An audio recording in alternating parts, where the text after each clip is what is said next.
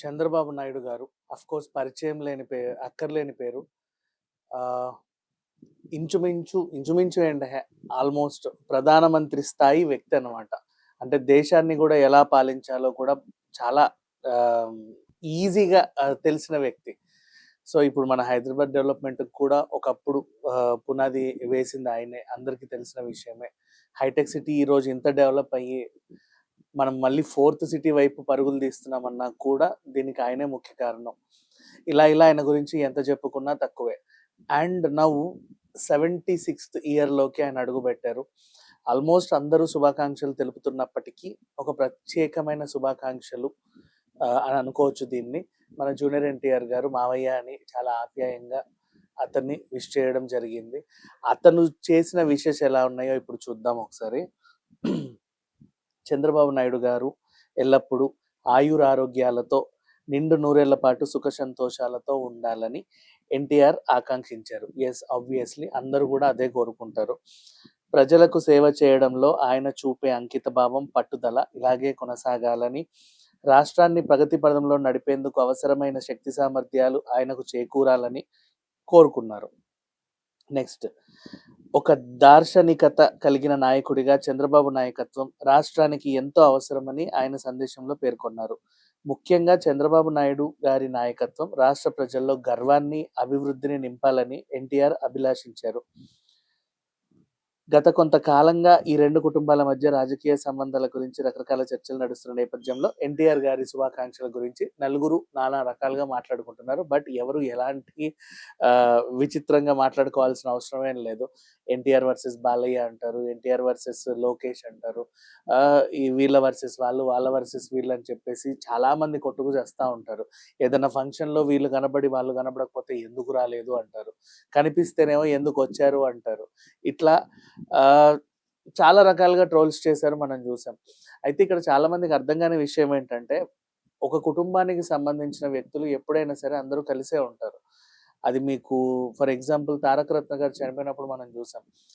వాళ్ళ బంధువు అయినప్పటికీ విజయసాయి రెడ్డి గారు కూడా అక్కడ రావడం జరిగింది. అంటే బంధువులు ఎప్పుడైనా సరే, ఇక్కడ రాజకీయాలో లేకపోతే అదో ఇదో ఇవేవి ఎప్పుడు ఎక్కడ ఉండవు.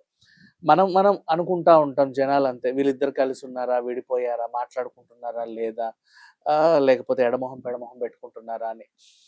అండ్ ఇకపోతే స్నేహాల గురించి మాట్లాడుకుంటే, చాలా మందికి ఇప్పుడు ఎన్టీఆర్‌కి కొడాలి నానికి ఏదో ఫ్రెండ్‌షిప్ ఉంది. అది ఇది అంటా ఉంటారు.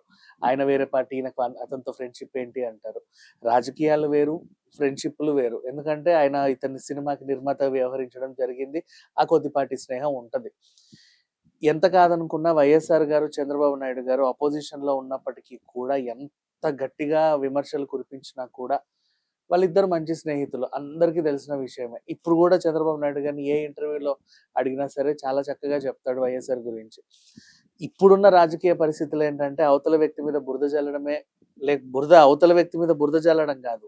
ఇంకా పర్సనల్‌గా వెళ్లి వాళ్ళ కుటుంబ సభ్యులని, వాళ్ళ భార్యలని, తల్లులని అందరిని ఇష్టం ఉన్నట్టు మాట్లాడడమే ఒక రకంగా రాజకీయం అయిపోయింది. బట్ అలాంటివన్నీ మైండ్‌లో పెట్టుకోకూడదు. అండ్ ఎన్టీఆర్ ఘాట్ దగ్గర జూనియర్ ఎన్టీఆర్ ఫ్లెక్సీలని బాలయ్య తొలగించారని, బాలయ్య ఫ్లెక్సీలని జూనియర్ ఎన్టీఆర్ తొలగించారని, ఇంకేదో జరిగిందని పిచ్చి రాతలన్నీ రాశారు. అది కూడా ఒకసారి ఇంత సందర్భం వచ్చింది కాబట్టి క్లారిటీ ఇవ్వాలనుకున్నాను. అక్కడ ఏం జరిగిందంటే, ఎన్టీఆర్ ఫ్యాన్స్ పాపం పిల్లలు తెలియక స్వాగతం, సుస్వాగతం అని రాశారు. అక్కడ జరిగేది ఏంటది? ఎన్టీఆర్ ఘాట్ శ్మశానం. శ్మశానానికి స్వాగతం, సుస్వాగతం ఏంటి? సింపుల్‌గా చెప్పండి. అక్కడ కండోలెన్సెస్ ఇవ్వడానికి వచ్చారు అంతే. కంగ్రాచ్యులేషన్స్ చెప్పడానికి ఎవరు రాలేదు కదా! ఇప్పుడు కంగ్రాచ్యులేషన్స్ చెప్పడానికి వస్తే నువ్వు పుష్పగుచ్చం పట్టుకొని వచ్చినప్పుడు వెల్కమ్ అని చెప్తారు. బట్ అక్కడ జరిగే ప్రోగ్రామ్ వేరు. కాబట్టి ఇలాంటివి ఉండకూడదు అని చెప్పేసి బాలయ్య గారు తీయడం జరిగింది. అంతే తప్పితే జూనియర్ ఎన్టీఆర్ మొహాన్ని తీయడం ఆయన ఉద్దేశ్యం కాదు. ఇట్లా అంటే అర్థం కాని విధంగా చాలా మంది పిచ్చి రాతలన్నీ రాస్తా ఉంటారు.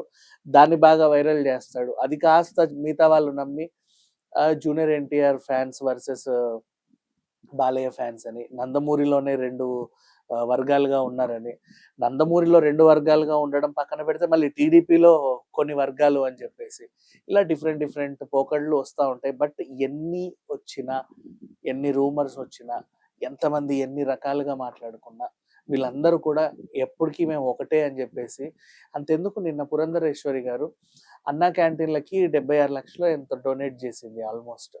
సో, ఇట్లా అండ్ ఇంకా చెప్పాలంటే పురంధరేశ్వరి గారి ఇంట్లో వాళ్ళ హస్బెండ్, వైఫే ఒక పార్టీలో ఉండరు. అంటే రాజకీయం రాజకీయం, పర్సనల్ జీవితం పర్సనల్ జీవితమే, స్నేహం స్నేహమే. మిగతాది మిగతాదే అంతే. అంటే ఒక అపోజిషన్ పార్టీలో ఎవరో ఉన్నారు అంటే, వాడు మనకి బద్ధ శత్రువు గాదు. మనకి అతనికి నరుక్కొని చంపుకునేంత కక్షలు, కార్పణ్యాలు ఏమీ ఉండవు. అయితే నువ్వు గెలుస్తావు లేదా నేను గెలుస్తా అన్నట్లుగా చాలా ఈజీగా రాష్ట్రాన్ని ముందుకు తీసుకెళ్తున్నాడు. ఒకప్పుడు ఉమ్మడి ఆంధ్రప్రదేశ్ ఉన్నప్పుడు డెవలప్‌మెంట్ ఎలా కొనసాగిందో, ఇప్పుడు కూడా అలాగే అమరావతి ఒక ప్లాన్ అనేది గీయడం జరిగింది. ఇప్పుడు మనం హైదరాబాద్‌ని ఎలా చూస్తున్నామో దానికి నన్నడిగితే అంటే ఇప్పుడున్న టెక్నాలజీ ప్రకారంగా, ఇప్పుడున్న ఇంజినీరింగ్ సౌకర్యాల పరంగా ఒక 15 times or 20 times more than development అక్కడొస్తది. అండ్ ఇది మన హైదరాబాద్ డెవలప్ అవ్వడానికి కనీసం ఒక 20 ఏళ్ళు పడిందనుకుందాం. అక్కడ డ్యూరేషన్ తగ్గుద్ది. ఎందుకంటే ఆల్రెడీ చేసున్నారు, ప్లానింగ్ చేసున్నారు, ఇంప్లిమెంట్ అయ్యుంది. ఇంప్లిమెంట్ అయిన ప్లానింగ్ డెవలప్ అయ్యి గూడా ఉంది. కాబట్టి ఇప్పుడు నెక్స్ట్ తీసుకునే ప్లానింగ్స్ ఏవైతే ఉన్నాయో చకచక గీసేస్తారు. త్వరగా అంటే వీలైనంత అంటే ఇప్పుడు నెక్స్ట్ ఎలక్షన్స్ వచ్చేలోపే వీళ్ళు కొన్ని మహా ప్రాజెక్ట్స్‌కి పునాదులేసేస్తారు. అండ్ ఆ పోలవరం గూడా అయిపోవచ్చింది ఆల్మోస్ట్. సో, ఇట్లా స్టెప్ బై స్టెప్. అండ్ ఇకపోతే నెక్స్ట్ వైజాగ్ గురించి మాట్లాడుకోవాలి మళ్ళీ. ఆ కోస్టల్ ఏరియాని చాలా బాగా యుటిలైజ్ చేసుకున్నారు. ఒక ముంబై లాగా వైజాగ్ డెవలప్ అవుతా ఉంది.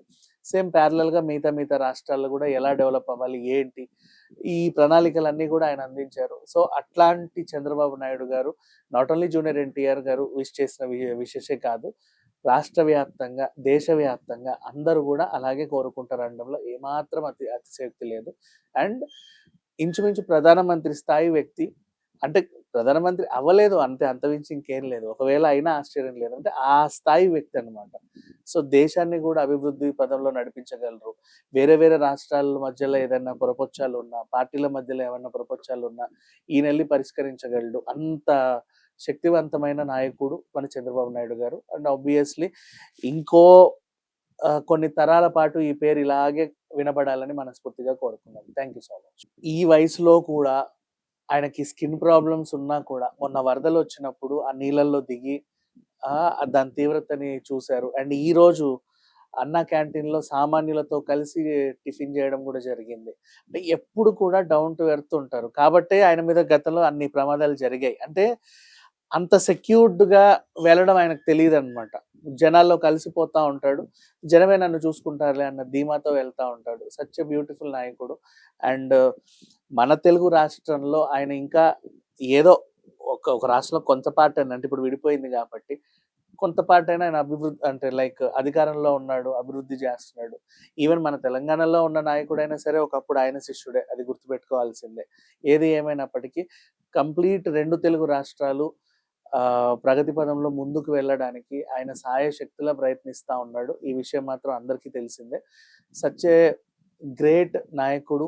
ఇంకో ఇలాంటి పుట్టినరోజులు ఇంకా ఎన్నెన్నెన్నెన్నో జరుపుకోవాలని మనస్ఫూర్తిగా ఆశిద్దాం. Thank you.